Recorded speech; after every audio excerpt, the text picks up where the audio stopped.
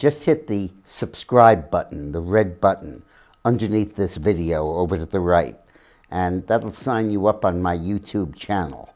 And then you can hit the small bell icon, so a little bell will go off and tell you each time I've started to broadcast a new one. I hope you enjoy it. You know, increasingly socialism is becoming an acceptable, positive alternative in our politics. There was recently a Pew Research poll that showed that among Democrats, socialism has a more positive image than capitalism does. Well, that is a huge mistake. And Eileen and I got the measure of this mistake in a visit to Romania, where we were working for the anti-communist, anti-socialist people. This is all in our book, 50 Shades of Politics. In Romania, there's free health care because it's socialism, but you cannot get a bed unless you bribe a doctor to get it. And then the bed you get is a single hospital bed, not a double bed or a twin bed, a single bed that you have to share with somebody else of the same gender. So if you're in for a heart attack, you'll be lying right next to a guy with a broken arm or a broken leg. And there's, not only is there no such thing as a private room, there's no such thing as a private bed.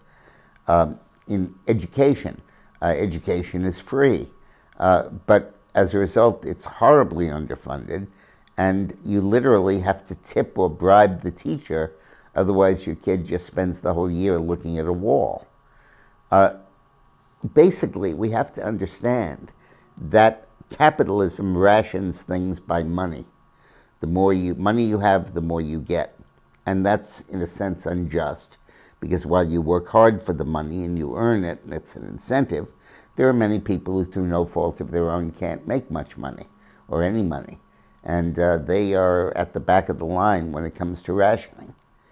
But the only other method of rationing is with the government to do it. And that involves corruption, bribes, payoffs, and at the best, and at worst, just electoral pandering to certain groups. And it leads to a form of rationing that is something you can't do anything about. And it's just dependent on the government. Eileen and I flew once on an airline from Moldova to Romania. Moldova is a former Soviet satellite right next door. And we asked for first class. And they said, we don't have first class. Well, when we got on the plane, we found ourselves seated in first class.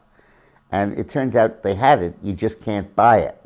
The socialists in the government decide who gets first class and who doesn't, based on who's a party member, who's in good standing, who's important, who's not. I assume we got it because we were foreigners. And that's the kind of caprice that socialism brings with it. And the problem is that both of those systems incentivize something. Capitalism incentivizes you to work hard and produce. Socialism incentivizes you to obey instructions and become a functionary in their political system. So I hope you enjoyed my new book, 50 Shades of Politics. It's not like any of the other books I've written. It's 100 stories, short stories, 2 or 3 pages each, anecdotes, vignettes from my political career, my autobiography, working for the Clintons, and working in 40 countries around the world. Not a heavy lift. It's $11 now on Amazon for a paperback. It's selling well, so they keep cutting the price, and $10 for a Kindle. Thanks for watching.